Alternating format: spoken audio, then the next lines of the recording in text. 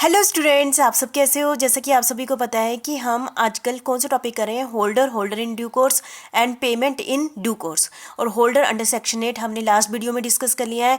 आज मैं आपके साथ डिस्कस करूंगी होल्डर इन ड्यू कोर्स कौन से सेक्शन में है। सेक्शन 9, वो 8 में था, ये किस में है, 9 में है। ठीक है, तो इसको हम डिस्कस करेंगे। Holder in due course start करने से पहले मैं आपको बता दूं, इसमें भी वैसा ही है जैसे होल्डर के पास डॉक्यूमेंट होता है, पोजेशन होता है, उसके बेस पर क्या ले लेता है, पेमेंट ले लेता है। इस केस में भी वैसा ही है, सेम ही है होल्डर इन ड्यू कोर्स में, लेकिन इसके टाइटल में थोड़ा सा डिफेक्ट होता है। टाइटल में तो ओनरशिप में थोड़ा सा होता है। बाकी इसके पास पोजेशन भी होता है, इसके पास राइट भी होता है। ठीक है, वो कैसे होता है मैं आपको बताती हूँ। ठीक है, पहले इस अंडर सेक्शन A9 में इसकी डेफिनेशन दी हुई है। Holder in due course means any person who for consideration, जिसके पास ये जो होल्ड है इस डॉक्यूमेंट का, किसके बेस पर है, कंसिडरेशन के बेस पर है, become the possessor of a promissory note, bill of exchange और चेक। ठीक है, ये पेबल टू बीरर, यदि बीरर आपको पता ही है, और पेई और इंडोर्सी। ठीक है, पे भी हो सकता है, इंडोर्सी भी हो सकता है, मतलब जिसने पैसे लेने हैं। ठीक है, payable to order before the amount mention in it become payable without having sufficient cause to believe that any defect existed. ये बहुत ही इंपॉर्टेंट पॉइंट है, ये आपने ध्यान रखना है। ये line, without having sufficient cause to believe, हमारे पास सफिशिएंट कॉज नहीं है to believe that any defect existed in the title of the person from whom he drive the title. ठीक है, ये बहुत इंपॉर्टेंट लाइन है, इसको मैं आपको एक एग्जाम्पल से समझाऊंगी। ठीक है, जैसे कि आप स्क्रीन में देख रहे हैं, मैंने 3% लिए है, मिस्टर जॉय लिया है, सरवण लिया है और अनु लिया। ठीक है, आपको बता दूं मिस्टर जॉय था, मैं आप पहले बाद में ये जो टाइप किया बाद में कहती हूँ। मिस्टर जॉय था, वो होल्डर था, है ना। जैसे होल्डर कौन होता है आपको बता दिया पीछे कि ओनरशिप है, उसके पास पोजेशन है। ठीक है, तो उसने अपने कस्टडी के लिए दे दिया सर्वेंट को, जैसे घर में सर्वेंट ने उसको पकड़ा दिया कि तुम संभाल के रखना, जब मैं जरूरत होगी आपसे ले लूँगा। ठीक है, और सर्वेंट ने क्या किया, ये ये वाला जो डॉक्यूमेंट है मिस्टर अनु को दे दिया। ठीक है, और अनु ने उस पर विश्वास करके ले लिया, क्योंकि सर्वेंट ने इसके पैसे देने थे, उसकी जगह उसने वो बिल दे दिया। अनु ने ये गुड फेथ पर मानकर उसको डॉक्यूमेंट को रख लिया, वो होल्डर बन गया, तो उसको होल्डर गुड टाइटल माना जाएगा।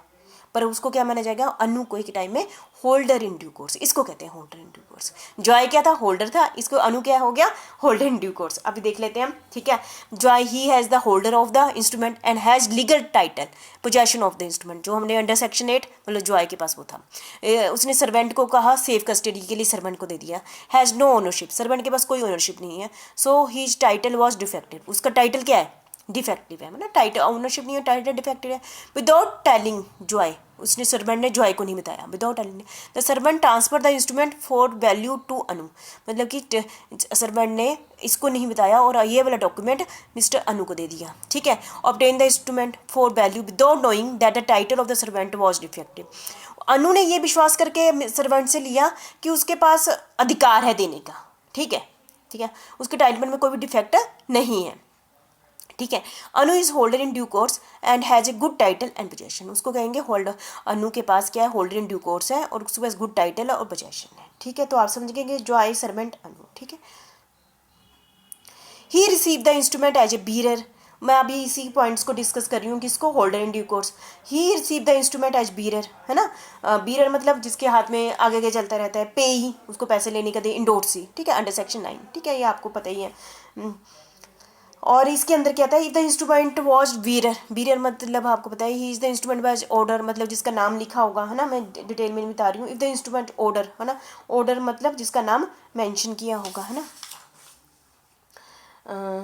इन द जैसे अनु वाला क्लियर हो गया ना आपको। और सेकंड गलत, if obtain it is for consideration, ये आपने ध्यान रखना। जैसे मिस्टर अनु ने लिया ना मेरे सर्वेंट से, वो किस बेस पर लिया होगा ये इंस्ट्रूमेंट, उसने कंसिडरेशन के बेस पर लिया होगा। Consideration must, if a person take a negotiable instrument without consideration और बेयर द कंसिडरेशन अनलॉफुल, यदि मिस्टर अनु ने वो विदाउट कंसिडरेशन लिया होगा या वो अनलॉफुल लिया होगा, तब उसको होल्डर इन ड्यू कोर्स नहीं कहेंगे, तो उसको होल्डर इन ड्यू कोर्स नहीं कहेंगे। ठीक है, the person will not be holder in due course if he obtain the instrument by gift, यदि उसने गिफ्ट भी लिया है किसी से, है ना।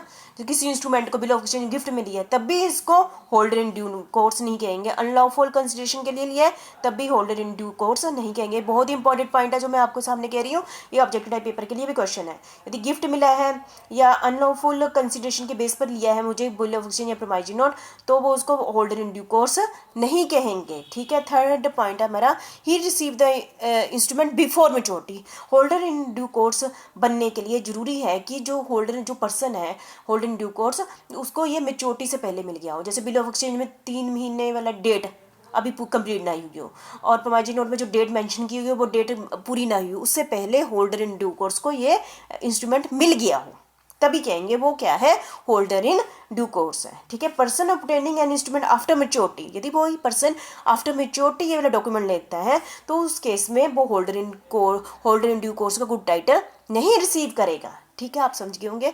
He must obtain the instrument in good faith. देखो जैसे जो मैंने आपको स्टार्टिंग एग्जाम्पल समझिए तो आप सारे पॉइंट समझाएंगे। जैसे अनु है, उसने सर्वेंट पर विश्वास करके ले लिया, उस मतलब कि इसका मतलब कि उसको माइंड में कोई भी डाउट नहीं होना चाहिए मिस्टर अनु के, है ना। उसने विश्वास कर लिया सर्वेंट के पास गुड टाइटल है और वो मुझे दे सकता है, ये विश्वास करके उसने ले लिया है, तभी उसको कहेंगे होल्डर इन ड्यू कोर्स। यदि उसको मतलब कि उसको डाउट है, उसको थोड़ा शक भी पड़ गया है, उसको पता चल गया है कि ये इसके पास गुड टाइटल नहीं है, तो उस केस में यदि वो डॉक्यूमेंट उससे ले लेता है तब उसको होल्डर इन ड्यू कोर्स का टाइटल नहीं मिलेगा।